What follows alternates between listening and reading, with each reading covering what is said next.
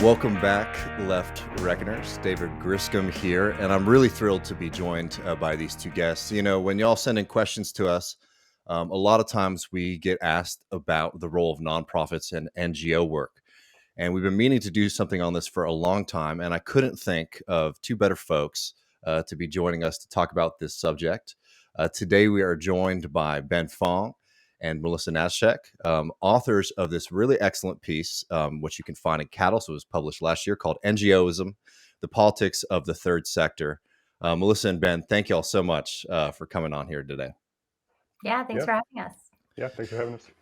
Yeah, well, let's dive right in. I mean, you know, most people I think know what nonprofits are and NGOs are, but you know, if y'all could just give people a brief understanding so that they know what we're talking about, like what are NGOs and why has their role in left politics, however we're defining that, created such a problem for the left?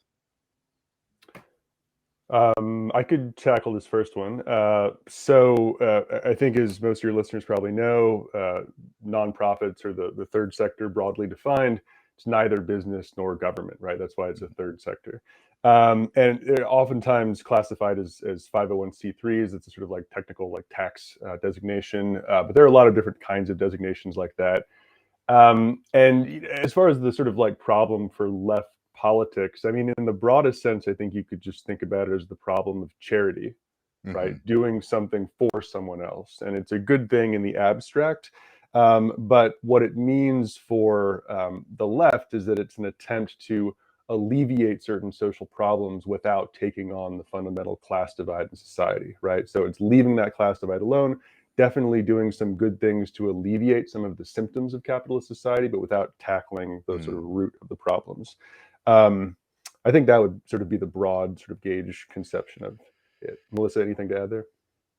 Yeah, I mean, I think to Dave's question about why is this becoming more of a problem, the problem is that these are the institutions that increasingly are being tasked with administering social welfare and taking care of social problems that leftists are often the most concerned with and see as the sort of goals of their politics. So they're institutions that the left is forced to kind of deal with, whether it wants to or not.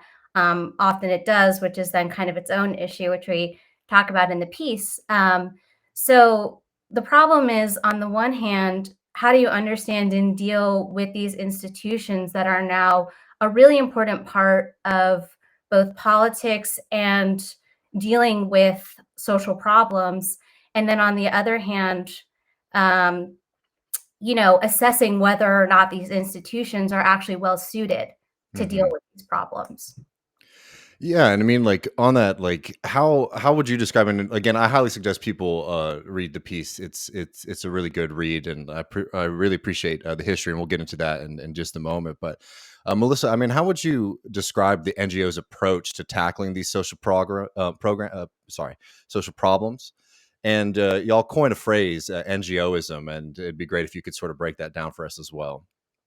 Yeah, so we kind of took it from, a lot of the inspiration behind this piece was to we started from the perspective of trying to understand political behaviors that we were consistently seeing on the left that seemed to us very self-defeating, and also not particularly obvious for what the stated goals of the left are, which is to build a mass working class movement. So we kind of started from there and then dug more into both the history of nonprofit organizations and studying sort of like what their common approaches are to politics. So we kind of identified what we think are three main aspects of how NGOs approach social problems, both in their sort of like service-based activity that's not necessarily political, and in their explicitly political activities. So those were a technocratic approach to problem solving, a service-oriented model of what basically solutions should be to social issues, and then a focus at the level of the community. So yeah, we can dig into any of those more. I don't know if Ben, you want to start by talking about one or something. Yeah. Sure. I mean, as we said before, the way in which the left like interacts with like the sort of third sector or like nonprofit world, there's coalition partners, right? In any kind of like political coalition, you're going to get nonprofits that are partners there. So you work with them organizationally. There are people who enter left spaces who also work for nonprofits, and so they bring some of the tactics and Hmm. strategies that they think about in that world into left spaces. And then more generally, there's just this sort of like more free floating ideology, I guess you could call it, that springs from the structural constraints of the nonprofit world, but is very easily and uncomfortably ported into other spaces. And I think that's what we were most concerned with. Like the fact that NGOs operate in a certain way, just how Melissa just laid out, technocratic, service oriented, community driven, it makes sense within the nonprofit world. It bears those structural constraints, and it's not going to challenge the basics of capitalist society, but it makes sense in that world. Outside of that world, it's just sort of inherently self-limiting. And so just trying to call out the sort of errors in porting that strategy outside of the nonprofit world is a large part of what we were interested in the piece. Yeah, and I mean, like, I think this becomes a really important question because anyone who's been involved in political campaigns over the past few years knows what those interactions are like. And as we're trying to build a socialist movement, democratic socialist movement in this country, there are a lot of things that have been inherited. I think into that movement that are worth uncovering. And I think one of the important points that y'all make about the NGOs is the kind of the characters who sort of are running those systems. So like what classes are really running the nonprofit world, and could you talk about that a bit, and then also how nonprofits as a way to sort of tackle social problems. I mean, these are institutions that are markedly different from any kind of like membership based organization. And if you could sort of highlight the difference between those two structures, I think that'd be really helpful for our audience to get the crux of the critique here. Yeah, I mean, one of the most remarkable things about this topic in general is just how obvious nonprofit politics are to our generation, broadly Mm, defined. I mean, nonprofits and foundations like created our textbooks. They funded our after school programs. Like there's just it's the sort of like world that we live in. It's like water to a fish or something. But before the 60s, there was a much, you could say, clearer understanding of what the foundations and nonprofits were doing. And there were a lot of attacks on them. I mean, the Rockefeller Foundation couldn't actually get a charter from Congress because the Rockefeller name was so odious. I think this was mm, after the Colorado strike. So there was a sort of clear-eyed understanding of what was going on. And then in the 60s, at hearings, I think that they were convened by Wright Patman in the 60s. The foundations again sort of came under scrutiny, and out of that emerged legislation and also just sort of like self-imposed accountability practices that made nonprofits much more professionalized and mm, technocratic. So, this was the beginning of nonprofit management programs like MAs run by universities. This is the beginning of different self-reporting techniques and methods that nonprofits still engage in. And as a result, the people attracted to nonprofits, especially the sort of like bigger ones, increasingly became professionalized, right? They became professional class actors. And that was combined with a sort of large shift in the associational world away from mass membership organizations and unions toward these more lean advocacy organizations driven by professionals. And in that kind of dynamic, you get what you get anytime you see like networks of professionals, right? A really self-insulated world. But without that accountability to membership, it becomes really self-insulated. And so a lot of the problems you could say of the nonprofit world are simply resulting from the fact that it is college educated people acting for others, but not necessarily with their input. Yeah, and I think to continue on the historical thread, what's really interesting is that in the 60s, there was a lot of it was a huge pivotal time for nonprofits because it's the first time that really nonprofits are explicitly receiving government funding. And this mhm, was like something that the Ford Foundation really pioneered. They had this idea that, what's wrong with our institutions, and in particular our institutions that serve poor people, is that they don't understand the problems of the poor. They're not responsive to the needs of the poor. And so their idea was that you could take these entities that were non-governmental entities, fund them, and then sort of use them to basically like cohere people together from the community, and use that as a vehicle for social change. And what's interesting is like there are some like wrong assumptions built in there. I think in particular this idea that what's wrong with our institutions is that they just don't understand the problem, is obviously a highly idealist and non-materialist understanding of why our institutions don't adequately and equally serve everyone in our community. But what's interesting is they sort of take this idea of nonprofits as this vehicle basically for radical interest group articulation. And in the 60s, what happens is a lot of these groups become extremely politically active, extremely politically forceful, and wind up embarrassing the government agencies that funded them in the first place, because all of a sudden they're marching on, city halls telling them that they don't care about poor people and they're not servicing them.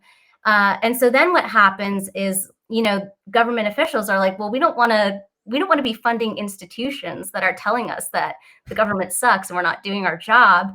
And so this other wing that was responsible for putting together this program, which had always been uncomfortable with this idea that nonprofits should be used to push against the government, sort of won out, and then transformed these vehicles that are meant to perform this function of improving government services into much more muted groups. And now they look a lot more like what that wing wanted, which is the nonprofit as basically a way to sort of convene community leaders, heavy air quotes on what a community leader is, and sort of come up with solutions to problems in a way that is not confrontational and is much more reliant on this idea that like, maybe we can just like do a little tweak here, a little tweak there. And that will solve the problem as to why these institutions aren't serving everyone. And so then to your question of what makes that different than a membership organization, the reality of what nonprofits are right now is that they're groups of people who are pre-selected, not by the people whose interests they're tasked with serving, but by other elites, who then have a say in what those interests actually are and how we're going to solve them. So it completely disconnects the notion that an organization should be responsive and should actually like basically be convening the group of people who it's meant to serve and having them essentially articulate their interests and the problems. And instead that all of that should come from people up top who actually know better and are in a better place to tell them what their interests are. Well, it's a real challenge to democracy, right? I mean, in a sense, it's sort of creating an artificial space for people to go who might be interested or worried about a certain topic, and then you have people who are effectively like appointed to be the representatives of different quote communities. I'd be curious. I mean, y'all write about this in the piece, but the relationship here between like the growth in nonprofits and the sort of decline of the American welfare system as well. Mm-hmm. Go for it, Melissa.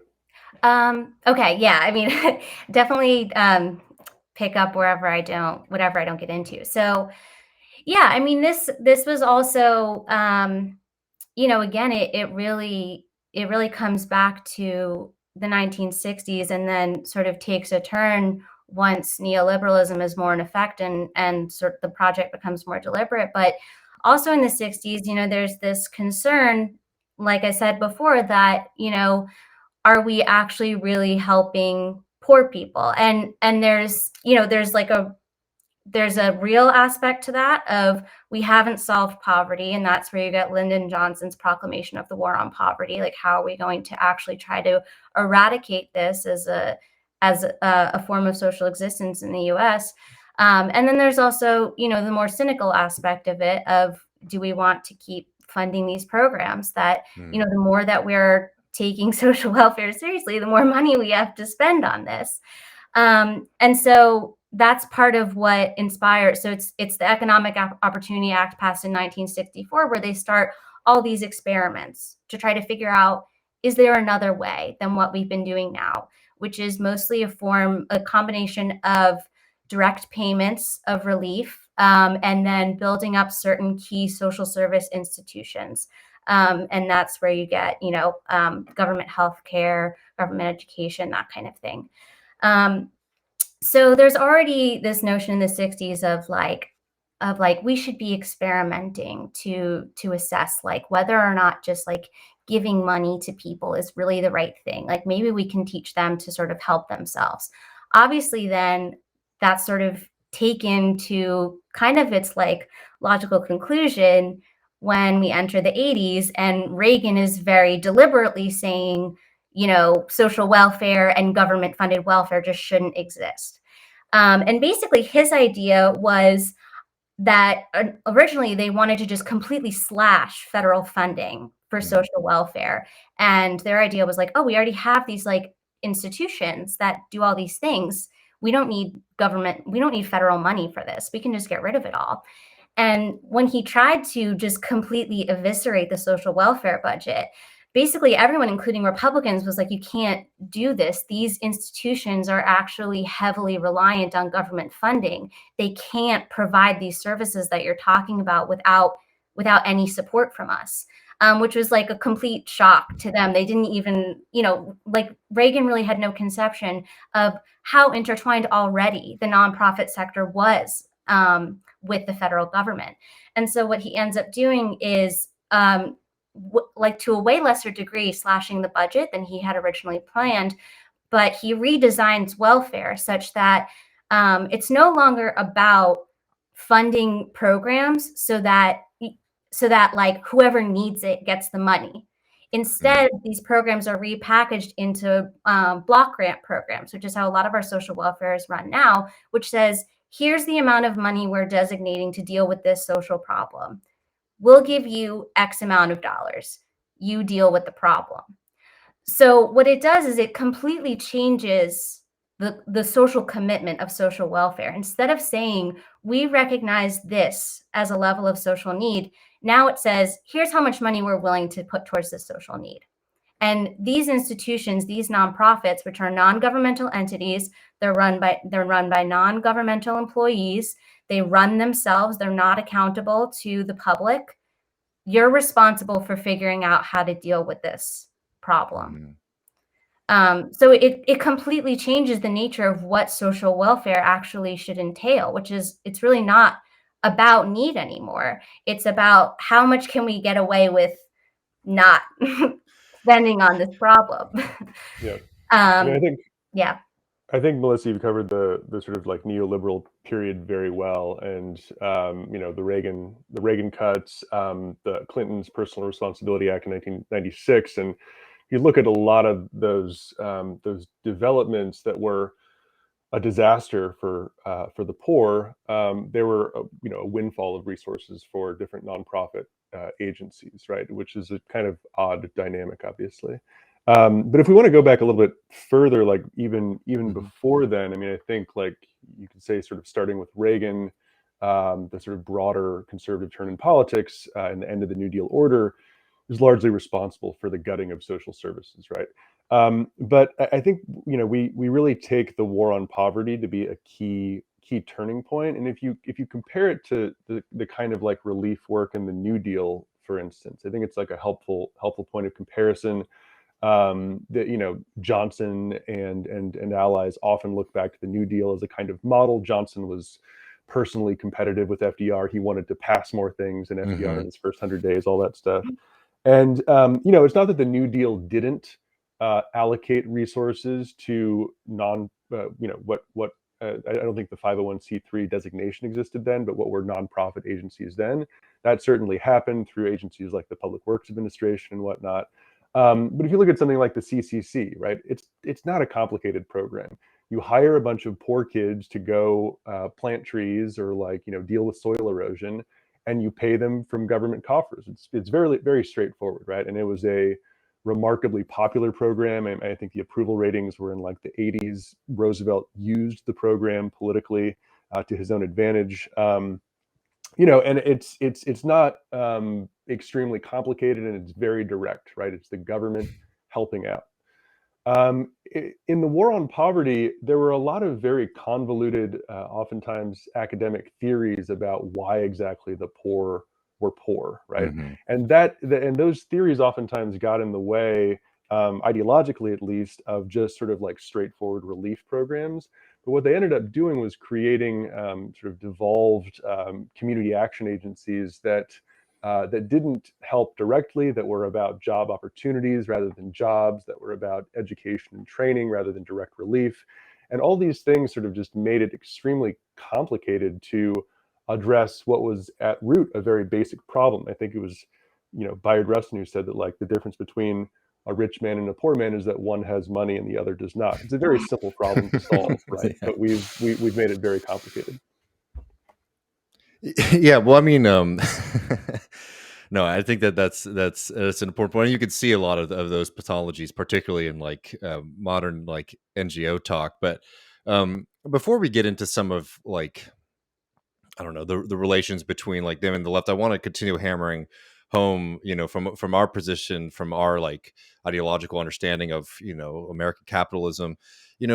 One of the key parts of y'all's argument I found was that just structurally the way that NGOs are set up, it makes it extremely difficult for them to be able to deal with the fundamental problems of like poverty in this country. And I appreciate that, because a lot of times we have these things, it's very moralistic. Like if we just had the people with the right hearts sitting on the boards of NGOs, it'd be different. But y'all make the argument that the way that they're funded and the way that they're set up really actually just from the get-go prevents them from being agents of the kind of political change that we like to see in this country.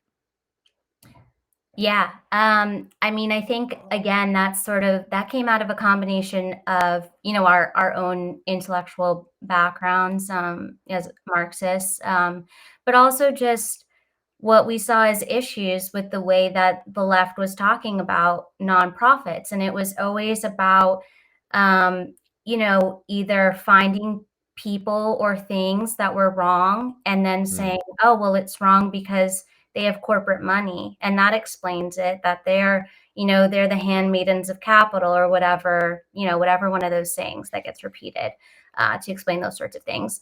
Or, like, I know this person who works at this nonprofit and they're like a really radical anti-capitalist. So like whatever they're doing is really good and like we should really be a part of it. And it provides no insight at all into what these institutions are doing and how to assess them. Because, if all that was wrong with capitalism was that people liked it, I don't think we would have capitalism anymore. Like, I don't think we would have all these issues. So we really wanted to build a way to assess, like, why do these institutions behave the way they do, and what can we regularly expect out of their behavior? So we mostly started looking at the funding, because like the big thing is like nonprofits are kind of defined by a negative, right? Like they're defined by the fact that they're not profit driven.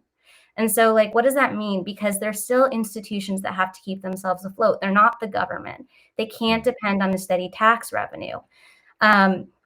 What they do depend on is a combination of grant revenue and individual donations. And those funds they're continuously chasing them down. They're constantly fighting for grant revenue and for donations in order to keep their doors open. So their activity you can really understand a lot of what they're doing by the fact that they have to keep these revenue streams up in order to survive, in order to make it to the next day. So we started looking at like, where do they get their actual money from?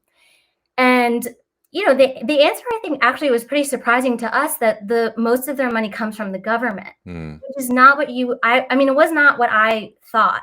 I kind of thought like, oh, they're mostly getting money from like foundations or corporations or wealthy people. No, most of it's coming from the government. And that's because most of these institutions are not like inherently political institutions, in the sense that like what they're trying to do is like legislate to save the world. Like essentially what they're doing is they're stepping in to provide social services. And that comes often with certain political necessities to like fight to keep this funding alive. But that's really the extent of a lot of their political activity.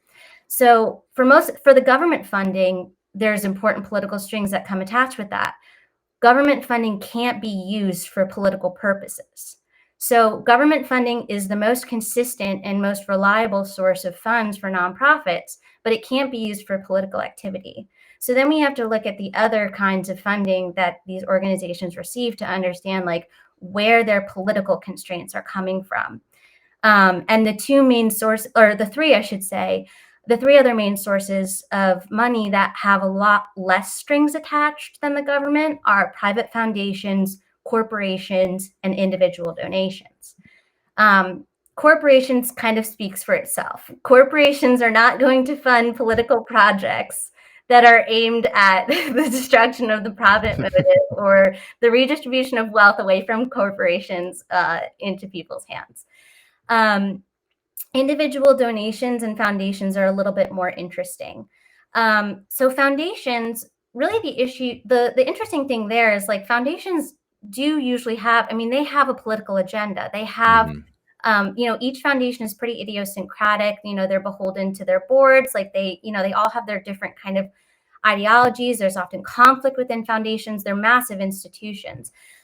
So, whenever you're getting grants from foundations, then whatever political activity that's attached to, you're kind of beholden to their political line. And there's tons of literature of activists just like coming against this reality that even when they're doing political work that's not at all connected to the grants that they're receiving from the foundations, because they're ultimately financially responsible to these institutions, they are able to basically exert veto power. And there's this great book called In Sight, The Revolution Will Not Be Funded, that these organizations talks about their funding getting pulled because, they'll do something and the foundations will say, we don't like that, you have to stop. And they'll say, no, we believe in it. And their funding's gone. And then with individuals, I think this also kind of connects back to the membership question, because the fact that individuals can fund nonprofits is potentially a positive thing. And that's what kind of explains DSA. I mean, DSA is technically a nonprofit, it's 501c3. The difference is that DSA's funding comes from its members. That doesn't get rid of all of the issues that DSA encounters, but it does free it from these like monetary constraints that these other organizations face. But also, when you look at most of these other nonprofits, they're not like relying to a large extent or, to a majority extent, which we would need, on individual donations, on member donations. They're really relying on the donations of wealthy people. So that there's another inequality that people have in their ability to influence these institutions. That's something like liberals really have trouble understanding with these institutions. They say like, oh, look, like, anyone can fund them, can control them.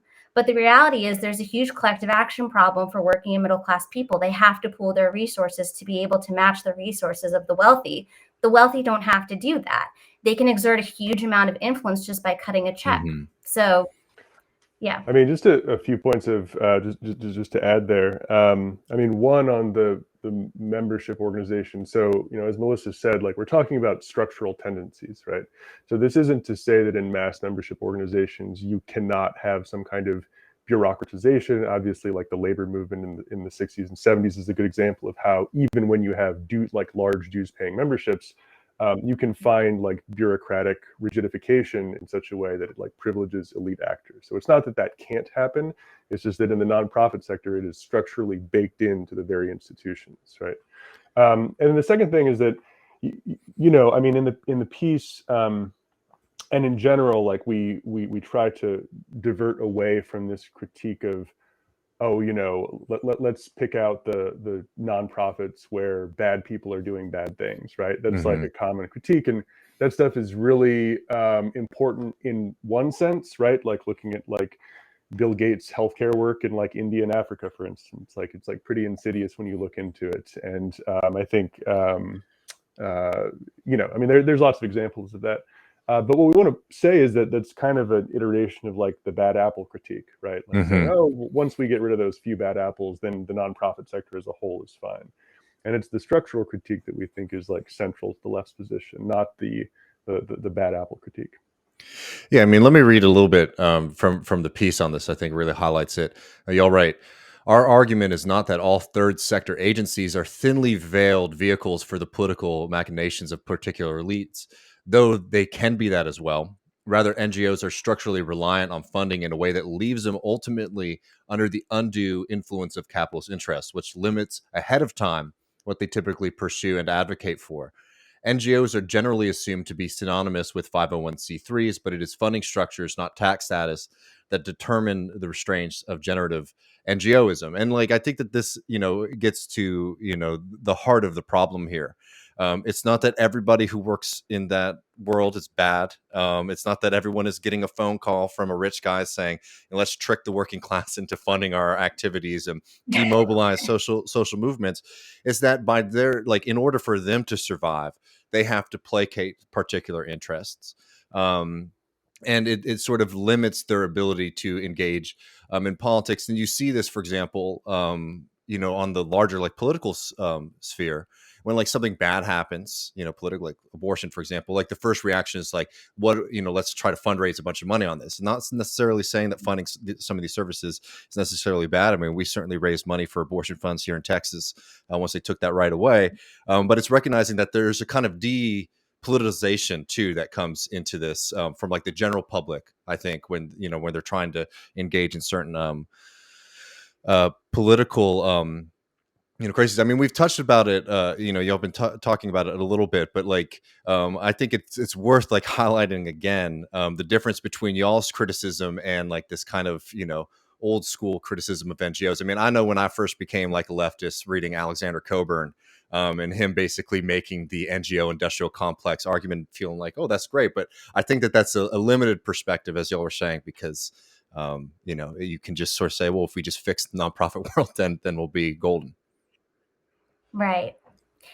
Yeah. And I think it really comes down to the fact that ultimately these are not vehicles designed to redistribute wealth. Mm-hmm. What they are really designed to do is to take up the slack of the state in administering social welfare. And then I don't know that they were necessarily intentionally designed this way, but in effect, what they then are allowed to do is they provide another vehicle for elites to pick and choose what kind of social welfare they want to fund. Mm-hmm. Because basically you're allowing rich individuals, corporations, and foundations, which themselves are mostly accumulated pools of individual wealthy people, to say like, I want to put my money towards this, and this cause. And these other causes, I'm not going to bother to Mm-hmm. fund them. And the problem is that, in effect, like if the state was running these sorts of things and there wasn't this phenomenon of just like massive wealthy philanthropy, the state would be collecting tax dollars, and in theory, it would be a democratic process as to what social institutions are funded. So it just takes away the ability of the public to actually decide what social problems we're going to tackle. And it also takes away the ability of the public to decide how we're going to Mm-hmm. tackle social problems, because ultimately these are private institutions. They're only so responsive to the government in the sense that they just need to do whatever they need to do to get the next grant. They're not publicly run and accountable institutions. So they really insulate the state and the people's ability to dictate how we are going to deal with social Mm-hmm. problems. Yeah, I mean, well, actually, I don't know if you all saw the map of like 2020 primary support, like and like a lot of it was like Bernie Sanders, a lot of it was Biden, and whatnot. And in DC, there was little Buttigieg corner, like little Klobuchar corner, and there's no Bernie support, right? And I think someone like looks at that and says, oh, like DC is fundamentally like more moderate than like the rest of the country or something like that. I mean, I think from like a material perspective, like these are people who are self-interested. They're interested in like keeping their job in this sort of like liberal government nonprofit world, and they knew that if Sanders came to DC, that like they would probably lose their jobs, or at least that like that those professional networks would not be intact in the way that they were. So it's a very sort of like material insulation that you can see. I just wanted to add one caveat to what Melissa said. I mean, I think that for the most part, what nonprofit advocacy and service work looks like is sort of depoliticized solutions, right? I think for the most part, that's what it looks like, and it's like it's a moral response to a political problem, right? All that applies. I do, however, think that there is a political element that that nonprofit work has been and is increasingly politicized, but in a way that sort of diverts attention away from class politics. So really, our story really picks up in the article when the Ford Foundation makes a very conscious effort to get involved with civil rights issues, and the way in which they do so leads people to believe that they have chosen a side, and that in turn spawns all of these like conservative foundations, right? And so you have this whole foundation world that is itself politicized, and increasingly so, right? Like as our political situation degrades in the United States, these foundations, which have more money than ever, are becoming more activist in orientation, right? They are reimagining their funding strategies. They're seeing that they can't just stay on the sidelines. They feel compelled by a moral urge to do something, to fund different kinds of organizations than they've funded in the past. And this means that they're going to be more and more politically involved, but in such a way that undergirds the partisan divide rather than contributing to a class politics. So I think for the most part, as Melissa said, it's nonprofit, moral work, which is one problem, politically. But increasingly, like the way in which they're contributing is to undergird the existing political divide. Yeah, I mean, I definitely for the last few minutes I want to focus on community because I think y'all are two good folks for that. But before we get there, like one of the other tenets of NGOism is technocracy, and so I went to college in DC, and I graduated just right before the Bernie moment. I was like a secret. I was like secret socialist when I didn't think there was going to be any kind of socialist movement. And I knew that nonprofit world very well, and I found the way that y'all described the kind of technocratic, but particularly like the neutral expert aspect of NGOism to be interesting. I mean, is there anything that y'all want to add to that understanding for our listeners? Yeah, I mean, this was again a sort of like product of the '60s. I think that a lot of elite actors decided that the existing political spaces were counterproductive. They were seeing like what was happening with the New Left, and they were like, we need to have a more productive and more what they thought of as efficient sort of like political space.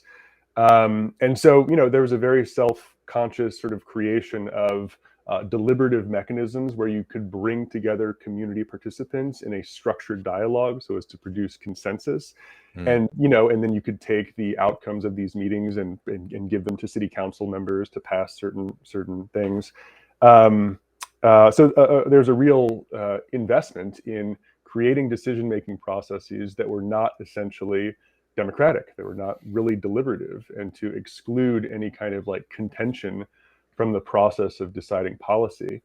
And I mean, contention is what politics is about. I mean, that's what produces good things for the working class. And if you remove that, then you have everyone sort of nodding along to an elite-driven agenda. Yeah, and I think the other component of that as well is when you remove from the table that these problems are being caused by the unequal distribution of wealth Mhm. and exploitation, you kind of have to fish about for what could possibly be the reason why there is so much and such extreme Mm. suffering in a society that you're arguing is like fundamentally just and okay and just needs to be tinkered with. And so then you have, you know, on the one hand, this is something Alice O'Connor talks about, who's a great scholar on these kinds of issues, and in particular, what happened in the 60s with the Ford Foundation. You start to have these obsessions with exactly defining, you know, in an empirical way, essentially like what suffering is, what Mm. poverty is. And so then it creates this whole industry essentially of number crunching and tinkering with, you know, um, with standards and protocols and things just to be able to, you know, precisely quantify or move a decimal as to like what suffering is in capitalism. But then on the other hand, it's like you have to cast about for these strange solutions that, like, you know, to any materialist are just obviously not going to fix the root of the issue. And so we talk about like one of these kinds of programs in our article called TNTP. It used to be called the New Teacher Project, of what to do with the school district in Camden, which is in severe crisis. And they're in severe crisis because they're millions of dollars Mm. in a budget deficit. And when you can't properly fund a school district, you're not going to provide like a quality environment for education. And so, like, you know, they bring in this nonprofit to be like, how can we fix the school system? Of course, a budget is off the Yeah. table, you know. Here's X number of Mm. dollars that of course could have been put back into the school, but whatever, to come up with some solution. You know, and the solutions they come up with are like leadership training programs and like teach, you know, and the reason that like people aren't becoming leaders in the school is because it's a really difficult place to work with because the school's not Mhm. funded. So it's like, you know, you have all of this expertise to avoid dealing with the actual social issue that's causing all of these problems. Yeah, I mean, I don't know. It's just like it's funny. Like here in Texas, obviously, with the right wing government being in power for so long, there's this big push for charter schools. But Mm. like as an example of like how detached, even like on the right wing, like the NGO world is from like the actual like reality of people. Every time they try to push charter schools here, even in like very red districts, people get really pissed because particularly Mm. in rural parts of Texas, like the high school is a big deal socially and culturally, right? It's like that's where you go Mhm. on Friday, watch the football games, and they're getting like pushed back against. And I don't know. I just find it like an interesting example of like how even these kind of experts are far from the reality of even people who they might think are already in their coalition. But I want to make sure that we get time to jump into this because I think this is an important bit. One of the tenets of NGOism is this fixation on community, and community is a very very loose term. You see it a lot in the Mm. NGOs. You'll see it a lot in left political circles too. I mean, I'd like to hear what y'all think about how this like term of community can be depoliticizing and inaccurate. I mean, I'm thinking of one particular example that might help highlight this for folks. Like in the environmental movement, there's this big push on, for example, frontline communities. And Matt Huber's written in Catalyst about this, and also in his book, um, Climate Change is Class War. That like this is like a pure creation of the NGO world. When you go to these frontline communities, people don't necessarily consider themselves to one be in these communities or actually on the front lines of climate change. And what it actually means, like policy wise, is that they're trying to do what y'all were talking about a second ago, come up with like the perfect algorithm that finds like what community is the most affected, what community is the worst off from a collective social problem that is climate change. But could y'all talk a little bit about like this fixation on community in the NGO space, and if y'all wanted to, maybe on the left more broadly, I'd love to hear it.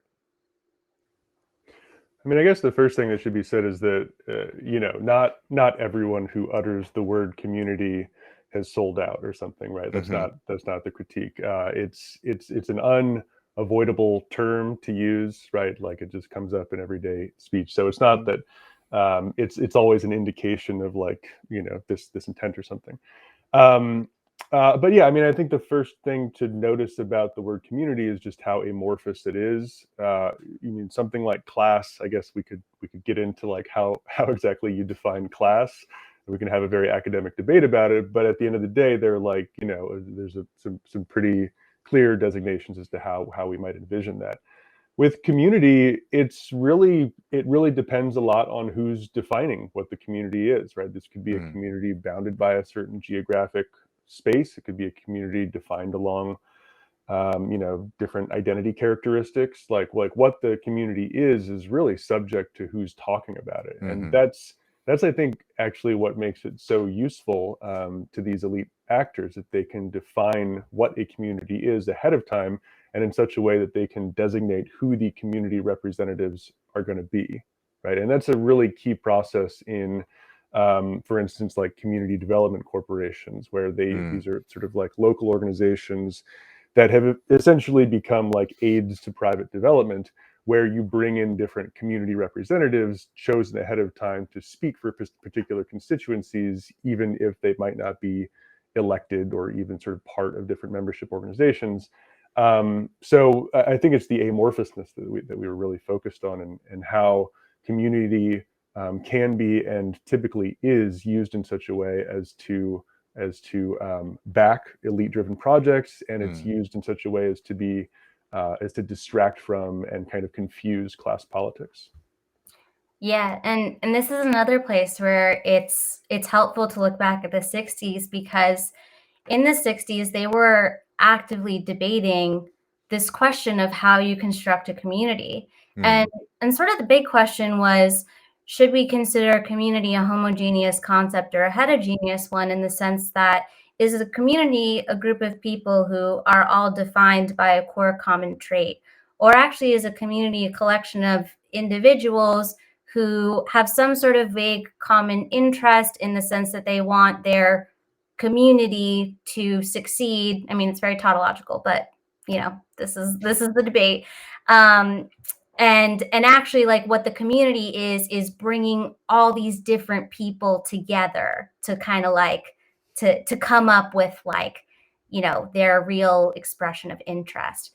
And today there's just not even like a serious discussion about like how we define it. It's often just it's just conjured up as a way to just indicate, like, here's a group of people, here's someone representing them.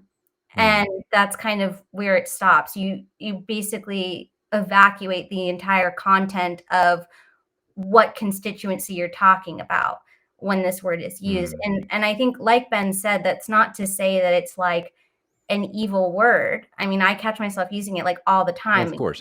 You can't not use it, but it's also an incredibly ideological word, because it allows you to just put whatever meaning you want into it.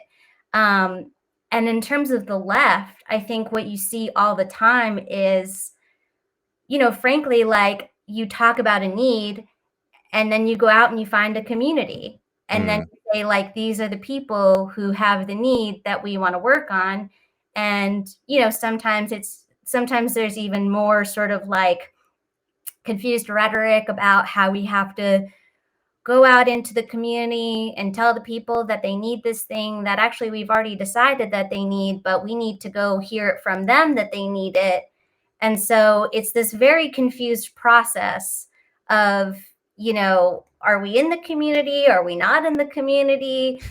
It's like, I mean, it's totally confusing when you're in these conversations, like, you know, and I think it kind of connects back also to some of the other concepts we talked about this distinction of doing for or doing to, that the left often talks about itself in a way that separates it from the sort of like objects of its political action, and counterposes itself mm, as one community going to another community, which is just not historically what the left has been about at all. The left, really, like, in its prime, was about bringing people together who shared a common interest to work towards a common goal. It wasn't about this much more philanthropic approach to politics, where you're identifying needs for others and doing for them. This concept of going into communities that you don't identify with. Yeah. Yeah, no, I mean, I would just say to listeners of this program, I think a way to think about this might be how we always make the distinction between class rooted and class focused politics. I think this is like a pretty good example of that. But last question, I really appreciate y'all's time here. But this is a big one, but I think it's an important one. So, like, people are hearing this, they're hearing the criticisms of the NGO structure, but sitting here today, 2022. I mean, I think we can all sort of be clear. Bernie adjacent DSA kind of politics is who we care about talking about, really. We're talking about the left, but the NGO world's there. A lot of people are might be working in it, might be affiliated with it. They've absorbed a lot of the arguments, understandings of the world from it. Y'all lay out a pretty strong critique. But what should our posture be? And to complicate it a little bit, I mean, in this moment right now, where there are service-based organizations of a large variety, particularly when it comes to healthcare and abortion rights, I think people who watch this show and read things in Jacobin recognize, for example, that there was a huge loss in the fight for women's healthcare in this country by like the leadership of a lot of NGOs, because they weren't really willing to have these kind of fights. I think that also led to a lot of like the overfixation on the legal strategy over the political strategy on these things. But again, like, we're in a crisis moment right now. There are organizations that are trying to, in different capacities, different organizations are doing different things, trying to fight back against some of these laws, particularly in places like in Texas or in Alabama. I mean, what should our stance be to NGOs? I mean, how can we sort of take this critique into our politics? I think it's really simple. Anytime anyone invites you to a training, just politely decline and slowly back away. Say, no thanks. I would not like to be trained today. No, I mean, I think of the role of, so there's the broader structural issues of like the third sector, and then there's the influence of NGOism as a particular strategic orientation to solving social ills. And I think on the latter front, I think the primary problem that causes, like much like academia, is just confusion about a basic sort of political strategy that makes sense for the left to pursue. I think the key thing is getting people into unions and electing left candidates. Yeah. Right? Those two things are the key things. If nonprofits, if other kinds of sort of third sector entities want to contribute to that with no strings attached, and they are not the leaders of the projects, but they want to support that stuff, great. I think that they've become very adept at adding strings to any kind of funding or support that they offer. And so you should be wary of it. But I think it's time to be clear-eyed, right? Like all of the different projects that they're interested in, so that they can like produce nice glossy reports to their funders about how they're doing X, Y, or Z. All that stuff needs to be, it's their business. And for the left, it should be clear-eyed about our tasks and not be confused by the various sort of coalition partners who we might want to entertain. Yeah, and I think the difficult thing is that, like, the point of our analysis is to say that not everything NGOs do is evil. Actually, a lot of things they do are socially good in a sense. And it's not that we're against them. It's the fact that they don't have political strategies necessary to actually tackle the root of the social problems that they are basically putting a Band-Aid on. And I think for these sorts of political fights where really they are in the power seat, they are the ones driving things forward. It doesn't necessarily mean we're against them, and in fact, we're often for them.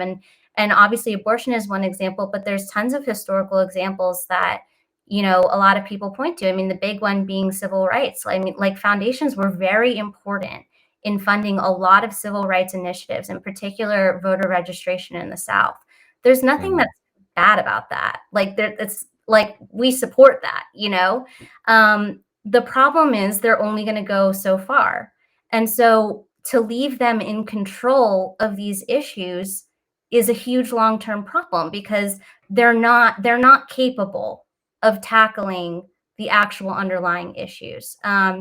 So it's kind of like, in the short term, be careful, which isn't very satisfying. I think the most unsatisfying thing is that they have more power than the left does right now. They have much more agenda setting control.